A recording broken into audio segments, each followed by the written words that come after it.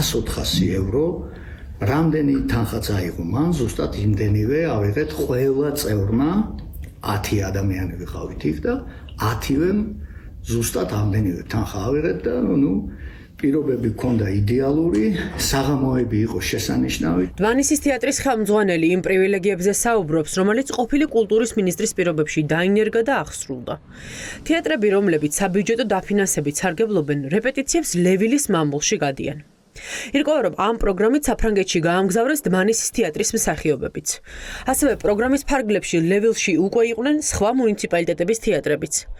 სპექტაკლს საფრანგეთში არ ითამაშებენ. ლევილი ამ შემთხვევაში სარეპეტიციო დარბაზად გამოიყენეს. ძალიან საინტერესო პროექტის განხორციელება დაიწყო კულტურის სამინისტრომ ლევილში, ლევილის ქართული მამულის გასაცოცხლებლად, რომ იქ უნდა ჩასულიყვნენ თეატრები და სარეპეტიციო მსვლელობა პერიოდი მომავალი სპექტაკლების, რომელიც ამა თუ იმ თეატრს ჰქონდა განზრახული, რომ რეპერტუარში უნდა ქონოდათ, გადაწყვეტა ქალბატონმა თეამ, რომ სარეპეტიციო გასვლითი ესეთი რეპეტიციები ქონოდათ ლევილის მამულში. ამ პროგრამით საფრანგეთში მივლენილ დმანისის თეატრის მსახიობებს და მათ ხელმძღვანელს ყველა ხარჯს სახელმწიფო უნაზღაურებს. ფრენა კვების ხარჯები დღიური ანაზღაურებაც. ეს მხოლოდ იმისთვის, რომ შემდეგ საქართველოში ჩამოვიდნენ და თავიანთ თეატრში სპექტაკლი ითამაშონ. ხელოვანები ფიქრობენ, რომ ამას რამდენიმე მიზეზი აქვს. საბიუჯეტო თანხებს ახარჯავენ მხოლოდ იმ თეატრებს, რომლებიც ხელისუფლების მიმართ ლოიალურად არიან განწყობილი. როცა მსახიობები, ახალგაზრდა სტუდენტები და არა მხოლოდ ახალგაზრდა ადამიანები უკანონოდ არიან პატიმრობაში, როცა პოლიცია გახდა მოძალადე, როცა ეგრეთ წოდებული ხელისუფლება გახდა მაფია და სასამართლო აღარ არის სასამართლო, ამ ყველაფრის ფონზე, როდესაც შენ მოიხმარ სახელმწიფო ბიუჯეტიდან გამოყოფილ თანხებს იმისთვის, რომ უბრალოდ 21 დღე გაატარო პარიზში, იმის ნაცვლად, რომ შეგიძლია თუ მართლა რაღაცის კეთება გინდა საქართველოში გააკეთო, როდესაც ამის არანაირი საჭიროება არ არის, ამას ერთადერთი ამას ქვია მაროდიორობა. ბატონ გიორგი სიხარულიძეს მიუმართავ ესე პირდაპირ. აქვს ესეთი კითხვა. შეუძლია თუ არა ჩამოაყალიბოს, რისთვის არსებობს ის თეატრი, რომლის სამხატვრო ხელმძღვანელიც ბრძანდება თვითონ.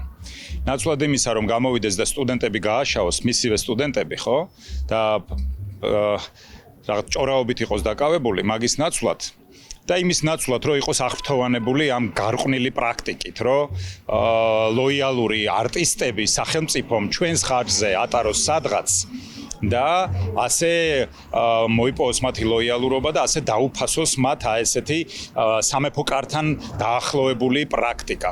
ხელოვანები, რომლებიც რეჟიმის წინააღმდეგ იბრძვიან, ამბობენ, რომ თეატრო ლუკიანის იდეა ემსახურებოდა ერთ მიზანს. ხალხის ხარჯზე მივლინებები გაუკეთონ ქართული ოცნების მიმართ კეთილგანწყობილ მსახიობებს.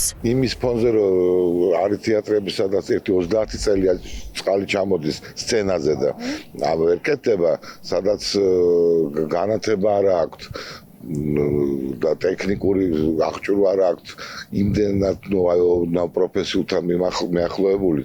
არის რომელსაც აქვს, არის რომელსაც ბევრი პრობლემაა სხვა, ამ ფონზე რა თქმა უნდა ეს ცოტა ისე ჟღერს. ის ხარჯები, რაც ეს ქვეყანას დაუჯდა, სახელმწიფო თეატრს უჯდება, პირველ რიგში შეურაცხყოფა არის დმანისელების, დმანისის სახელმწიფო თეატრისგან, რომელსაც ბოლო უკვე მე-4 წელია მხოლოდ 3 წარმოდგენა აქვს დმანისში გამართული.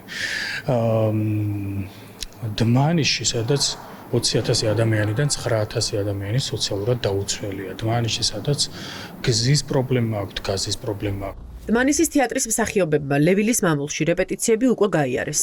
ახლა საინტერესოა ბიუჯეტის ფულით, რომელ თეატრს გაუშვებენ საფრანგეთში, ან რა პრინციპით ხდება მათი შერჩევა.